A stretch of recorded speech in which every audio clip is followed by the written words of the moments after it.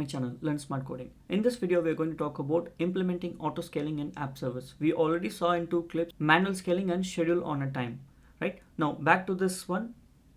I'm on the same portal, same place. I'm going to go to the custom auto scaling, and what I'm going to do is, instead of scale to specific instance count, I'm going to choose scale based on a matrix.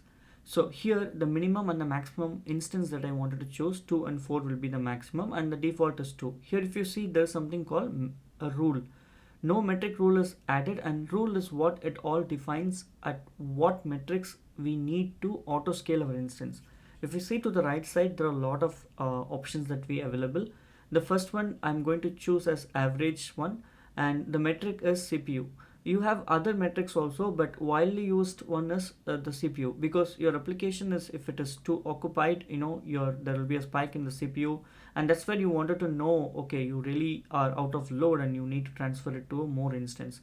So I choose as CPU percentage. I'm going to leave the time aggregation as average, and the percentage that I'm going to choose for my CPU is going to be greater than or equal to, and then the metrics threshold is 80%. So anytime my CPU goes above 80 or equal to 80, and then if it is consistent for 10 minutes, that is where you have to be very careful. You should not put low number here, because there should not be any spike in the middle of your application. So once everything is chosen, I'm also saying increase the count by 2, right? Once that metrics is happening, and then it will increase by 2, and it will come to all the application will come live. It will attach to it the load balancer automatically. And yes, we added the rule, and this rule is called scale out, right? So once we scale out, we need to also scale in, because if not, it is going to be always the 4 instance. So how do we scale in?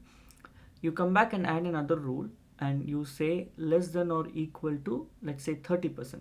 When my CPU is coming down to 30 or less than 30%, that's where I wanted to scale in. So reduce the instance, right? I'm going to choose my reduce instance by 2. I'm going to add, and it doesn't look good. Okay, I've done some mistakes. So I'm going to click on the second rule, which is wrong. I've chosen increase by count by 2, which is wrong. So I'm going to select that, modify that, come down, and instead of, so if you come down, the operation is decrease the count by 2, right? So once I choose the decrease by count by 2, you can see 2 rules, scale out rule and scale in rule. These 2 rules are very important to scale out properly and scale in back properly when the load is very less. And I'm going to make changes by saving the settings, and that's it. So this brings us to the final module of our Create Azure App Service Web App plan. So under every topic of Create Azure App Service Web Apps, this is the last topic, and we have covered everything. Thanks for watching. If you like my video, don't forget to subscribe my channel, like it, share it, comment it, and never forget to click on the bell icon.